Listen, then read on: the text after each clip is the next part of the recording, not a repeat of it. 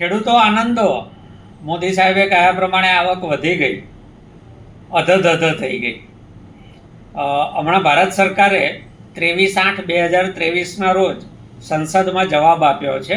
આખા દેશના ખેડૂતોની રાજ્યવાર કેટલી માસિક આવક છે એના આંકડા આપ્યા છે. ગુજરાતના ખેડૂતો પહેલાં જ્યારે આંકડા જાહેર થયેલા ત્યારે 7મા કે 8મા નંબરે હતો. પછી વચ્ચે ખાસો વખત સુધી આંકડા જાહેર નહીં કર્યા. આ 23/8/2023 જે પાર્લામેન્ટમાં આંકડા આપ્યા એ પ્રમાણે ગુજરાતનો ખેડૂત હવે 11મા નંબરે આવી ગયો છે. આખા દેશના ખેડૂતોની દર મહિનાની સરેરાશ આવક 10,218 રૂપિયા છે. ગુજરાતના ખેડૂતની માસિક આવક 12,631 રૂપિયા છે. 12,631 એટલે કેટલા બધા કહેવાય. આ 12,631 રૂપિયામાં બાળકોને ખાનગી શાળામાં ભણાવવાના, કારણ કે સરકારી શાળામાં ઠેકાણા નથી. સાજે માદે ખાનગી ડૉક્ટર પાસે દવા લેવાની, કારણ કે સરકારી દવાખાનાઓની વ્યવસ્થાથી સંતોષ નથી.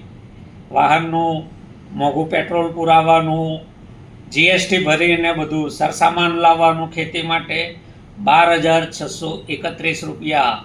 દેશમાં 11મો નંબર, જેને રણ પ્રદેશ કહીએ છીએ, એ રાજસ્થાનના ખેડૂતોની આવક આપણા કરતાં 111 રૂપિયા ઓછી છે. 12,520 રૂપિયા છે.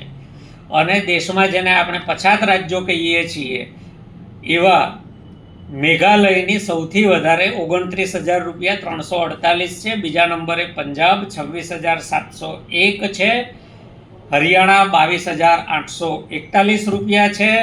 પરંતુ ગુજરાત વિકસિત છે, ગુજરાત સમૃદ્ધ છે. ગુજરાતમાં ભારતીય જનતા પાર્ટીનું 30 વર્ષથી એકધારું શાસન છે. નરેન્દ્ર મોદી સૌનો સાથ, સૌનો વિકાસ કરી રહ્યા છે. એટલે ખેડૂતોનો ગુજરાતનો ખૂબ વિકાસ કરી દીધો છે.